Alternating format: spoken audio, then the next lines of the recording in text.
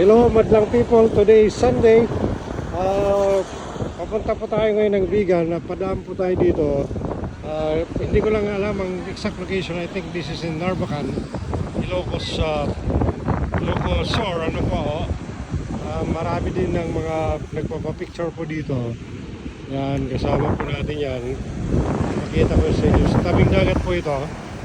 So naisipan din po ng mga kasama natin sa joiners na hinto dito at magpa-picture. Ito sa bundok po ito, sa Lidgi. Gilid po ng bundok. Napakaganda po ang bundok. Ano naman sasakyan. So yan, we have got to enjoy our life. From time to time mag-travel din po kayo.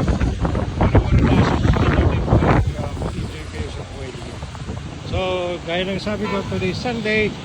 So, it's almost 4 o'clock in the afternoon.